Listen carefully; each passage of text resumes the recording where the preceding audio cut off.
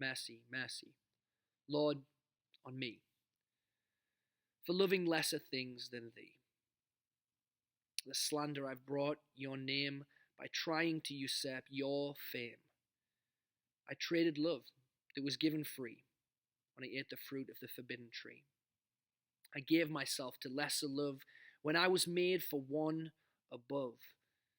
You crafted me for yourself alone, gave a heart of flesh that I turned into stone. You delighted to bless my soul. But greed and pride soon took its toll. Just one lie was all it took to turn a son into a crook. How fickle a thing man's heart can be, that so swiftly I'd turn on thee. I console myself that your law was cruel, that my joy was stifled by your rule, but deep in my soul I know what is true. My highest good was always you. You were the one I needed most, my loving maker, Eden's host, the one who never hid from me, who loved and gave continually. And as I wallow now in shame and fear, I hear your voice as you draw near. I hid from you, as if I could, seeking safety in the mud. Perhaps if I could burrow down, travel deeper underground, then I might never have to see what you look like when you look at me. Surely it would be too much to bear, the face of love now a nightmare. To see the one whom I had lost, I couldn't face that horrid cost. But as I hid awaiting trial, you drew nearer all the while. Surely it was just to render punishment to the offender. Where are you? Your question stings. The realization of what's happened rings.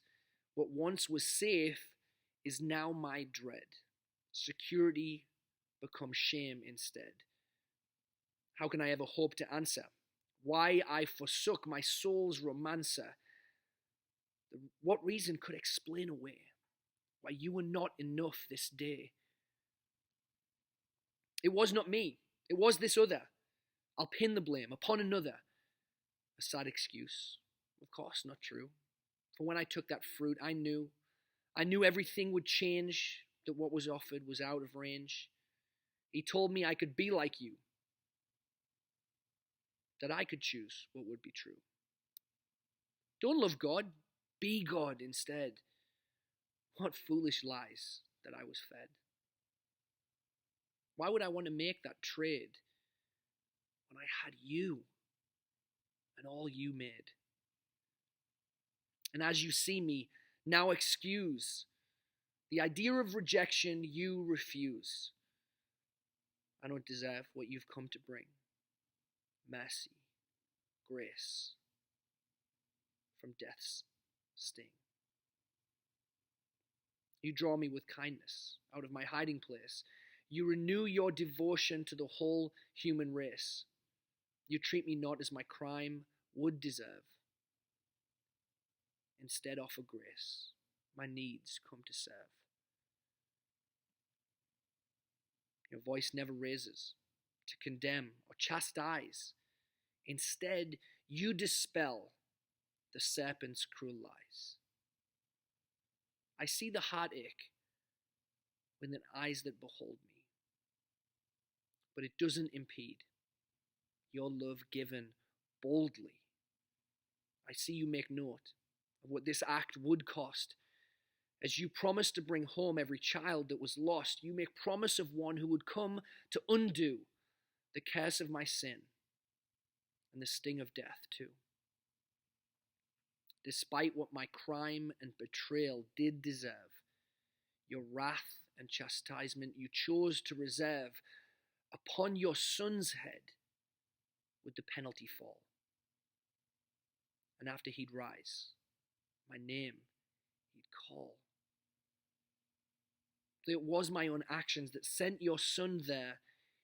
He'd not share a complaint that it was so unfair. He'd press forward to death for the joy set before him and take up his own life. The sin's curse begins to dim. What can I offer as praise for this grace? How could I be worthy to now behold your face? It's a scandal indeed that you'd call me your son when your son once died for all that I'd done. Nevertheless, it is true. Despite its surprise, that the God I betrayed now wipes tears from my eyes. And if the great crime's forgiven, and the deed is undone, then indeed the story has just now begun.